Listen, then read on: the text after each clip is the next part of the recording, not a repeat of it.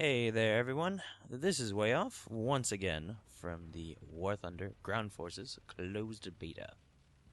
And today we're going to talk about something a little different from the usual. Something about how the game feels, or how this game in particular feels. Hence the title, Gravitas. Even though I'm not sure it's quite appropriate, it's close enough. There's a presence in this game, maybe a sort of majesty. But we will get to that in a moment.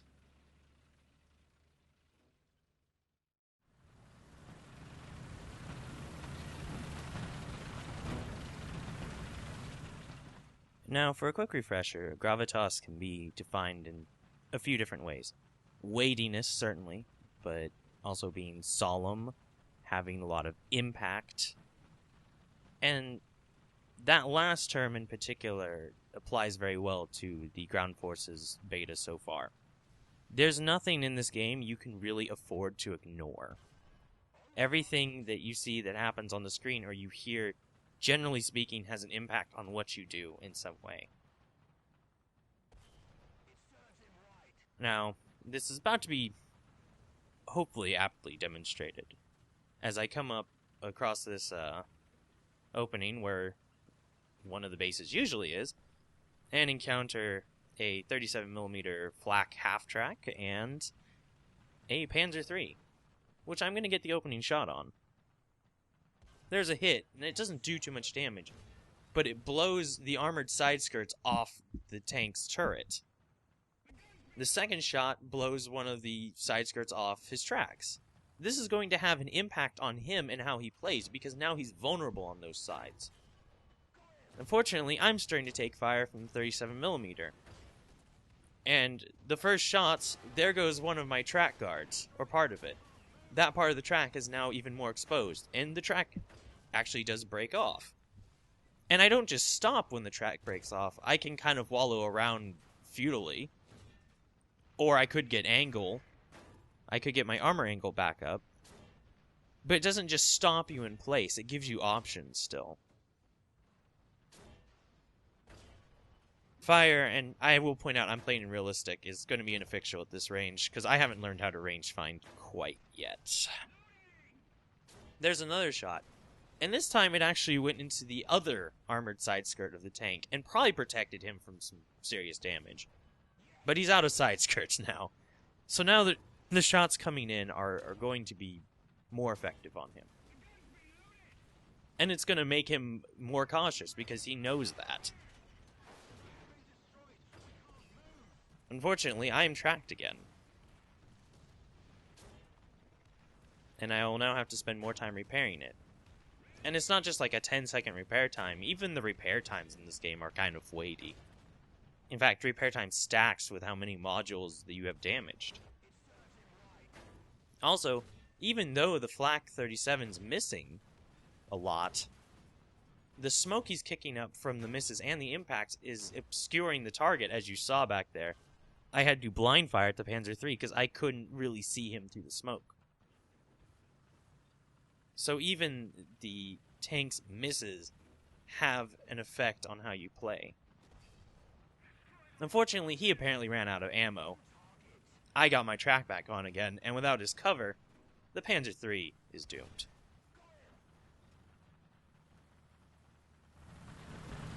Enemy forces can capture that zone.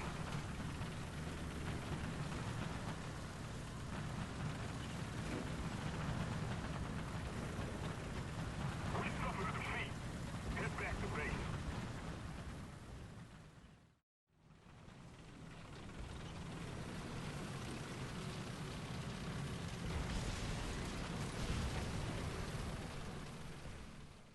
Now, a second part of how War Thunder presents itself while playing ground forces comes from crew reactions, and you hearing them during gameplay. In the last round, with the KV-1 versus the Panzer III, you probably heard radio chatter, and this is the crew reacting to different events within the environment. Like if a crew gets wounded severely, or if the crew gets knocked out, or if a part of the tank ceases functioning properly. You will be alerted to it via those messages. And this is very important in the heat of battle, and it can definitely influence your decision making, as we are about to see when I fight this T-70.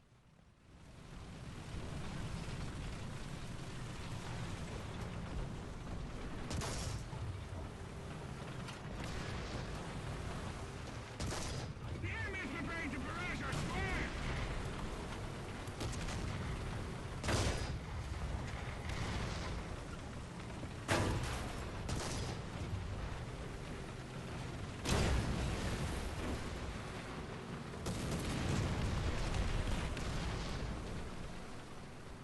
Now, what you heard there was my crew telling me that I was about to be hit by an artillery barrage, or that a tank, most likely the T-70, had targeted the area for bombardment.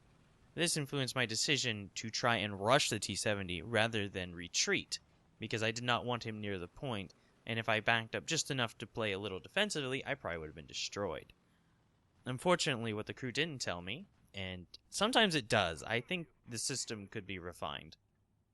It did not tell me that my turret was jammed, which I'm figuring out right now. This is permanent unless I have it repaired, which requires stopping the tank. That's a major tactical disadvantage, and knowing that other tanks are on the way, via my allies, I've decided to pull back at all speed and repair the tank at a safe distance, to try and keep my gun in the game for a later advantage. This portion too, where the tank doesn't automatically fix itself to some degree and things can become very permanently broken. Oh dear, that was a little physical rubber banding there. Like I said in the last video, it's closed beta. It still does closed beta things. Anyway, the idea of having systems knocked off completely unless you can repair them, which usually requires stopping the tank, it brings home the gravity of the situation. That you are driving a, not always massive, but a multi-crewed armored vehicle. That has different parts of it that can break, has different levels of operational effectiveness that you have to consider.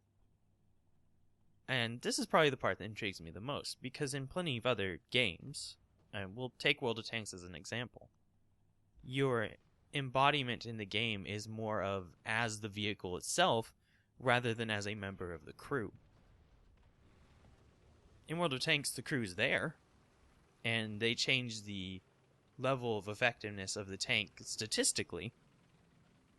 But in War Thunder, if a member of the crew gets knocked out, that part of the tank gets seriously hobbled. If your gunner gets knocked out, your gun stops working for a certain amount of time until someone else gets on there, and the rest of the tank will not operate effectively if he has to sub in for the gunner.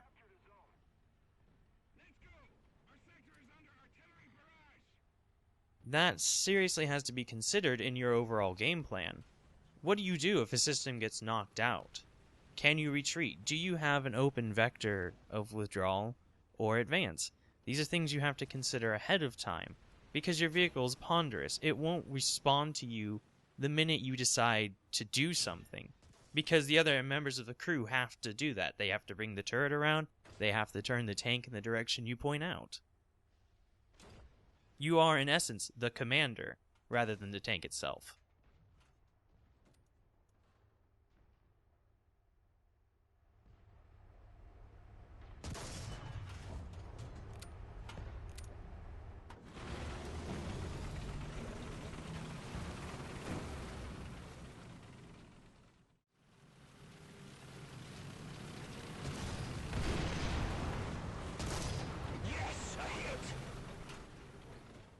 Now, it's definitely fair to say that the system of presentation has not been perfected by any means, and I have no doubt that Gaijin will continue to make improvements to it as they move forward with this closed beta. Personally, I hope they add elements like it to the air combat portion.